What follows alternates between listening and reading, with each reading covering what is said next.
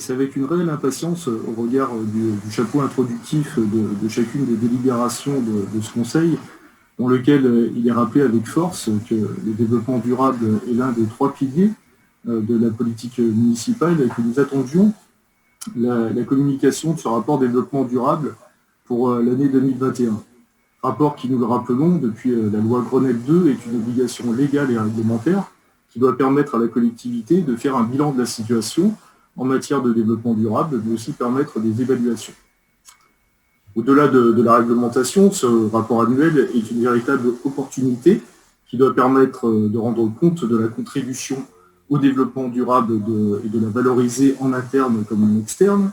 de remobiliser l'ensemble des services, de questionner la cohérence des choix politiques et budgétaires et d'améliorer les politiques et les pratiques internes et les modes de gouvernance. Au regard de la pauvreté du rapport qui nous est communiqué aujourd'hui, force est de constater que ces objectifs ne sont pas atteints. Certes, si celui-ci s'est enrichi tant sur la forme que sur le fond après son passage en commission, il s'apparente plus à un exercice d'autosatisfaction qu'à un outil destiné à dresser un bilan critique et à même de tirer les enseignements et les axes de progrès à réaliser. C'est au final peu étonnant quand nous constatons que cette thématique centrale pour notre avenir n'est présente que sur une page et demie sur les 57 que comporte le débat d'orientation budgétaire que nous traiterons de par ailleurs. Alors bien sûr, vous avez assuré le minimum syndical en listant les actions entreprises par la ville, et certaines vont dans le bon sens, et nous sommes loin des ambitions affichées dans votre plan de mandat. Un exemple significatif concernant la solarisation du patrimoine public, vous avanciez le chiffre de 150 sites identifiés et un objectif d'économie de 15 000 tonnes de CO2. Dans ce rapport, il est uniquement évoqué la solarisation de 3 écoles. Nous sommes aujourd'hui très loin de l'objectif. Concernant le cadre de vie des Stéphanois et la préservation de la biodiversité des milieux et des ressources naturelles, comment ne pas faire le lien avec l'achat pour le moins surréaliste en décembre dernier de 272 sapins venant de Lyon au détriment d'une production locale qui aurait permis de maîtriser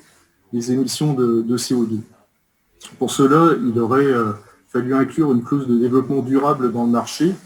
Devant cette incohérence, nous ne sommes alors malheureusement pas surpris de constater que parmi les indicateurs de ce rapport, seulement 10% des marchés publics de la ville prévoient un critère de développement durable, alors qu'ils étaient de l'ordre de 23% en 2018. Concernant ces indicateurs, justement, qui sont ce qu'une boussole et un navire, nous constatons des manques criants, très peu d'indicateurs concernant la qualité de l'air, aucun indicateur concernant la part des énergies renouvelables sur le territoire, pas d'objectif de neutralité carbone à moyen terme, absence d'indicateurs sur les déchets et leur tonnage par habitant, et plus grave, aucune donnée chiffrée des émissions de gaz à effet de serre sur le territoire.